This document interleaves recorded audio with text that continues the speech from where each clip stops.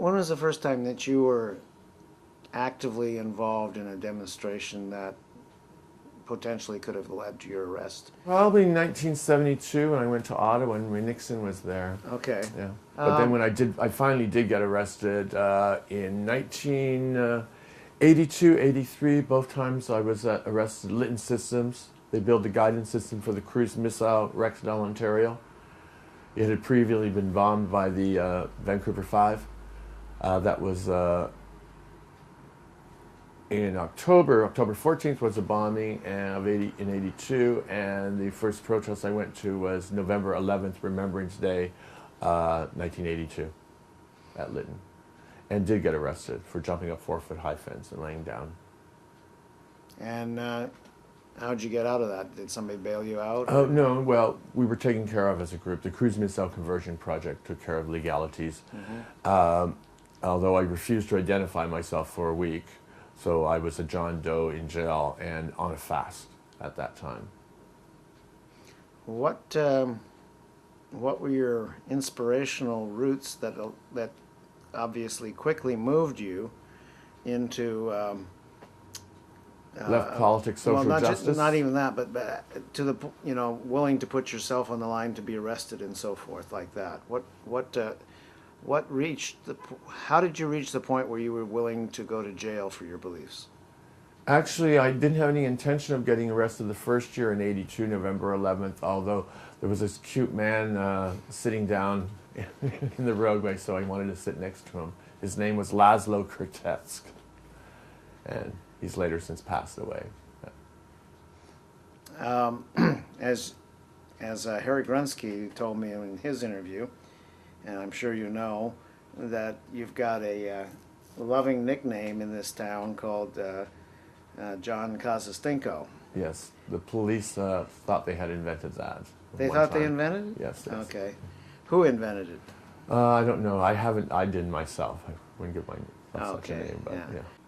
In 1984, I had worked at the New West Steam Baths, and I returned to Toronto in 84.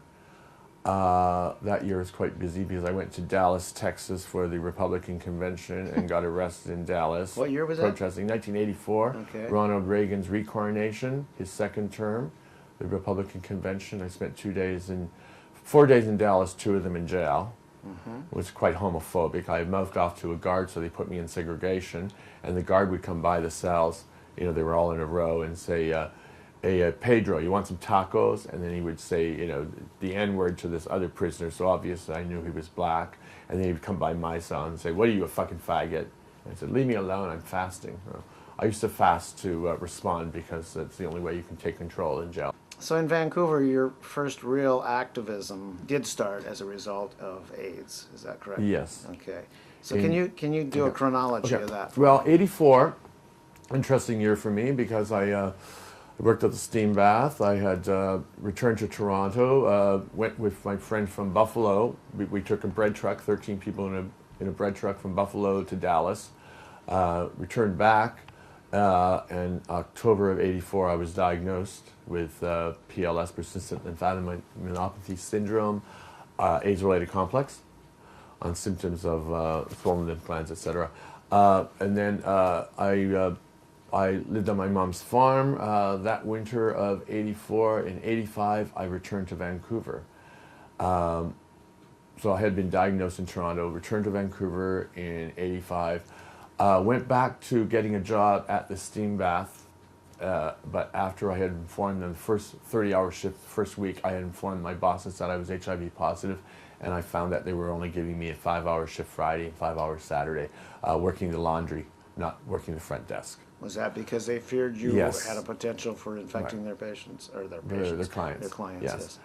I presume so, or their own bias, their own bigotry. In those days, people didn't know what was causing what, and everything was suspect, unfortunately. Yes. I was forced to go for my disability at that point. So I've been on the ministry disability since 1985. That's a long time. Yeah. When did you first hear it called AIDS? Actually, In 1986, we formed the Vancouver Persons with AIDS Coalition. Kevin Brown, Warren Jensen, Tavi DeMella. I was part of the original group. My membership number is 9. And we had the first AIDS protest in Canada at the Parliament, at the legislature. And that I'm was skipping a little too far ahead because there was a group called Coalition for Responsible Health Legislation. I'd like to know more about that. Yes, that was it's a coalition of other groups such as FAGS, which was Front for Active Gay Socialism. What year was this we're talking about? That had to be 85 because it was the introduction of Bill 34. Which was the quarantine bill? Yeah. Which read that anyone communicating an infectious disease willfully, carelessly, or through mental incompetence can be held in quarantine, isolation, or modified isolation. And during the discussion of this bill, they actually talked about quarantining people to the Queen Charlotte Islands, is that right? Yes. Yeah. I have pictures of the demonstration at the Queen Elizabeth Theater. Can you talk a little bit about that? That was 1990. That was later. August... 1990? Yeah, that was 1990. But that was with respect to the quarantine bill as well, wasn't yes. it? Yeah. Van der Zam, they were having a social credit fundraiser at Les Miserables at the Queen Elizabeth Theater, and we decided to protest Bill 34. As well, at that time, we were protesting for the right to have a Class D antiviral lab so the testing could be done here. And that was an important issue also. It was a quarantine law which was passed. It hasn't been used here yet. We have similar laws in Ontario and Nova Scotia that have been used. This is in the context of, I can't remember which bill it was now in California, but they were talking about quarantine Is that the Briggs Initiative? I think it was the Briggs Yeah, Initiative. yeah. So can you give me a little history here of, first of all, AIDS Vancouver, and then how that led to the formation of PWA? Well, I gather that AIDS Vancouver, with their funding, thought that their toes were going to be stepped on by having another AIDS organization. My understanding was that Kevin felt that instead of having people speak for people with AIDS, that we needed to speak for ourselves. Yes, yes. And do you know when he Because formed it that? was AIDS Vancouver being a service organization, not necessarily having people with AIDS themselves speaking about the AIDS issues. Yeah. In addition, there was the issue of provincial and possibly federal funding. Yes. So they had to be limited in what they could say. So That would have been 86. that was PWA was in 86? Yes. And when was AIDS Vancouver formed? AIDS Vancouver just had an anniversary. It must have been like probably 83, 84. And I remember when the test came out, Angles took the collective position that people should not take the test because they were not offering any treatments or any benefits, just discrimination in insurance and medical reporting and so forth. Yeah. And The because test became available in Canada in November of 1985. okay, At that point, there were no treatments. Later, there would be a limited release of AZT, because I remember the first 3 people, Kevin Brown was one of them who was granted AZT. At that point, people were being extra billed for it, and the dosages were extremely high, up to 1,200 milligrams a day, and people were becoming anemic from that.